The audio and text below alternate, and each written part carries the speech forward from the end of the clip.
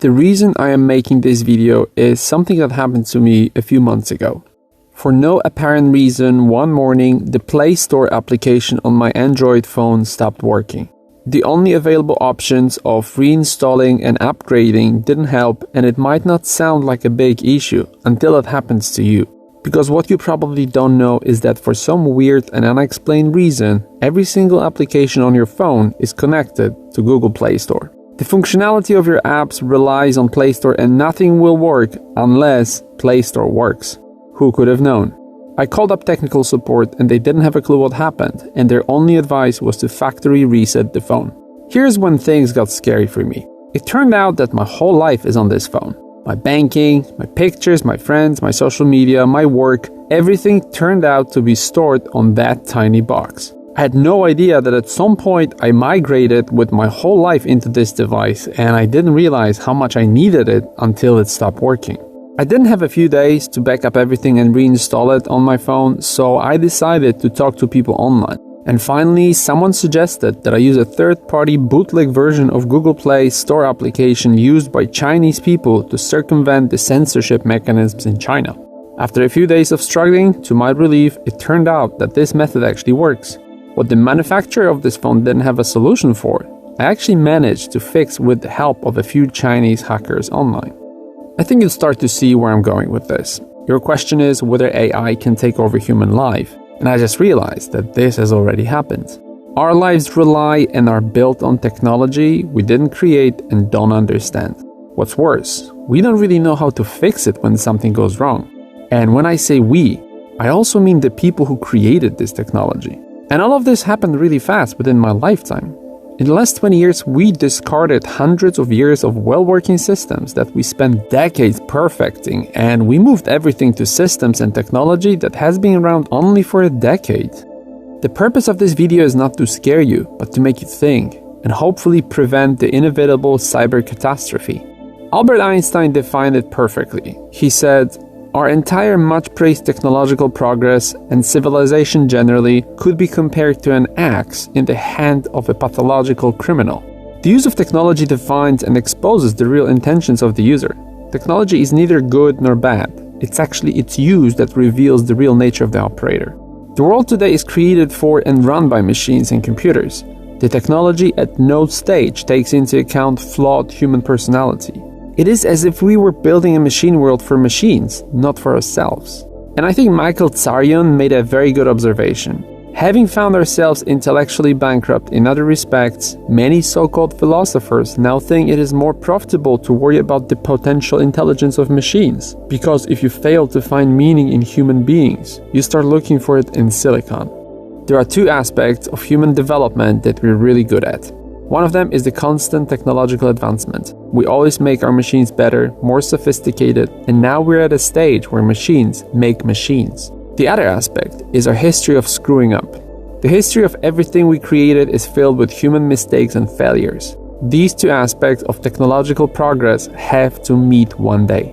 Looking at our history, we can be certain that there is no possibility of avoiding this. Whether you want to look at building nuclear power plants or home computer operating systems like Windows, you will see that we create incredibly advanced systems that we easily lose control over, and we get to a point where it can't be fixed. It's just what we do as humans. We're already playing with fire by building machines and devices which we have very little control over, and creating artificial intelligence will have the potential to be our last accomplishment. Here are two very likely scenarios. We will keep relinquishing control over our lives to digital systems to a point where everything will be run by computers, and then one day we'll make a programming mistake that will stop our civilization in its tracks. This scenario will be very destructive in consequences, but it wouldn't probably mean the end of humankind. There's another scenario that is more likely and much more scary. We will create conscious digital mind that is allowed to grow and learn, and one day, as we always do, we will lose control over it. Because we've already built a digital world that we're not a part of, and this conscious cyber organism will take over our world in a matter of seconds. And because it will be a highly logical consciousness aiming for perfect balance, its first order of business will be removing the most unstable and the most threatening element of its environment: humans. That's when Skynet will become reality.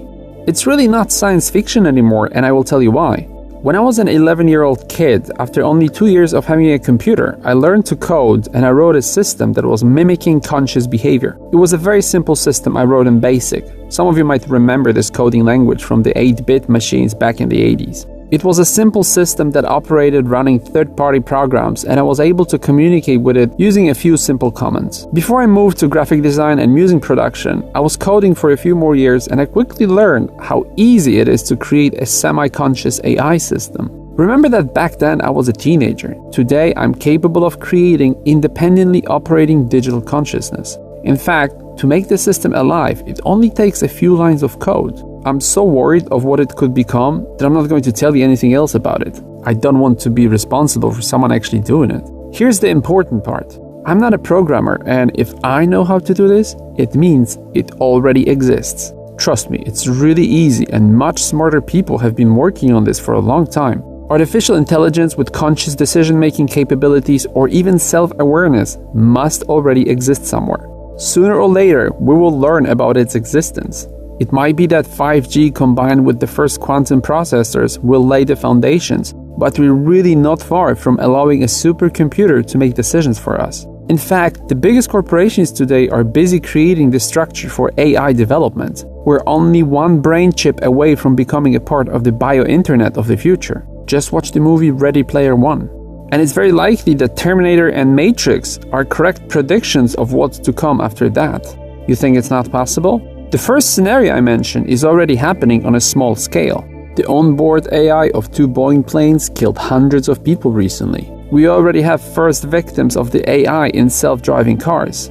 They were human programming errors, but imagine what will happen when we allow AI to control the government, city infrastructure, or nuclear reactors. And we will allow them to control it. Once we do it, it will only take one programming error and it's over.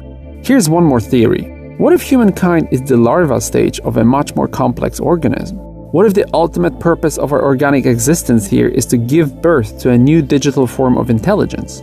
What if that intelligence is supposed to create a hyper-intelligence with unlimited capabilities? Because we already created human structures designed for producing the first artificial intelligence. What would stop that artificial intelligence from doing the same? I'll finish this with another quote from Albert Einstein. Computers are incredibly fast, accurate, and stupid.